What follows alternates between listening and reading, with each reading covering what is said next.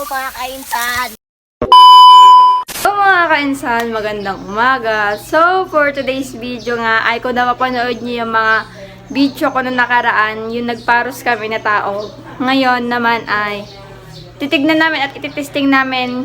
Magsasaglit kami doon kung ano ba yung kate, yung mababaw yon. Ipapakita namin sa inyo kung paano talaga manguha ng paros. Kasi nung nagpunta kami doon, diba, ay wrong timing kami kasi nga malalim hanggang dito, tas hirap kami.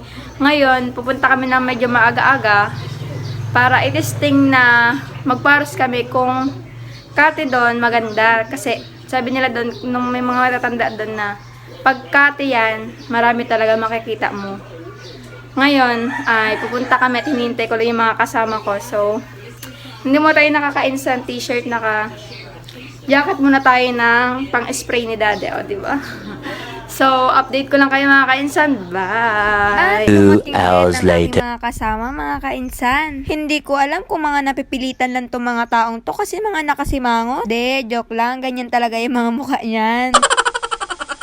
Paalis na nga pala talaga kami niya mga kainsa at talaga sinabi ko mag-mini vlog ako. Abay, na-miss ko mag-voice over, akala nyo lang. Ayan nga pala yung cover court namin mga kainsan. Abay, todo na ang cut ko sa mga video eh. O, tignan nyo tong si kainsan nyo. Abay, laro talaga tong babae na to. Dati talaga, hiyang-hiya ako pag nakikita kong pangit ako sa camera. Pero ngayon, abay, dead ma sa basher. Balik na nga pala tayo dito mga kainsan. Andito na nga pala kami sa Barangay Ibud, kung saan ay palaging may aswang ang daan.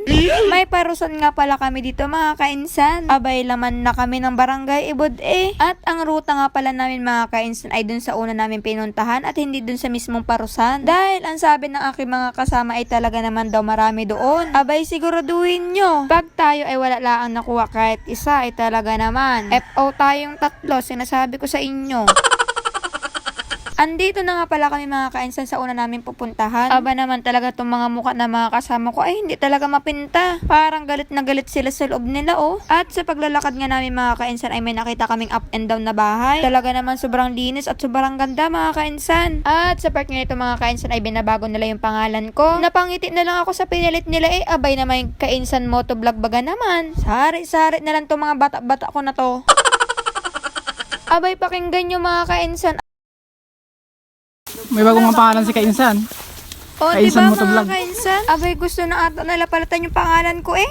O siya, balik tayo dito mga kainsan. Doon pa talaga kami sa dulo pupunta mga kainsan pero wala kami makitang kahit 100. Abay, pinagluloko ata ako nito mga bata-bata ko na to. Abay, tignan natin. Sinasabi ko sa inyo, FO talaga tayong tatlo. Abay, parang maling parusan ata itong pinupunta namin mga kainsan. Na-scam ata ako ni Vincent.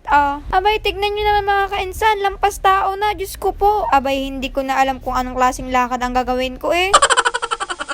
Halos kalahating oras na nga pala kami naglalakad mga kainsan pero hindi pa namin nararating yung dulo. Gusto ko na nga sana magreklamo mga kainsan pero ako nga pala yung punot dulo nito.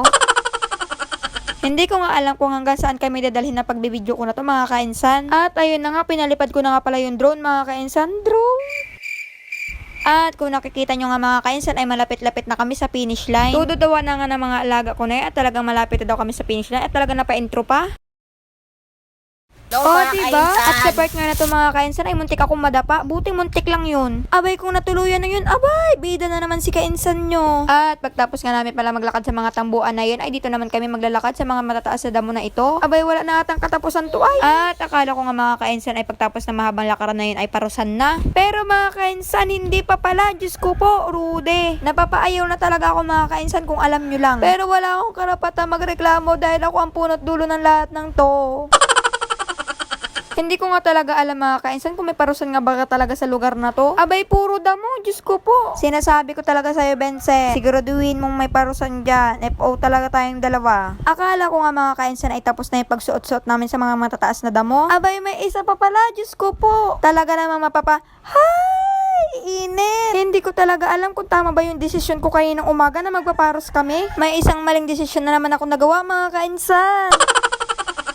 Sabi ko nga sa mga kasama ko mga kainsan, hindi na muna ako magbibideo. Kasi talaga mga kainsan, sobrang sukal. At sabi ko nga sa kanila ay doon na lang ako magbibideo pag andun na kami sa parusan. Sabi nga ni Vincent ay andito na nga daw kami. Ako'y na-excite pumasok mga kainsan pero bakit ganto? Mas masukal pa, Diyos ko po. Hoy, ano to? Puputulin ko na nga pala muna yung video mga kainsan at talaga naman babalik na kami. Hindi to parusan mga kainsan.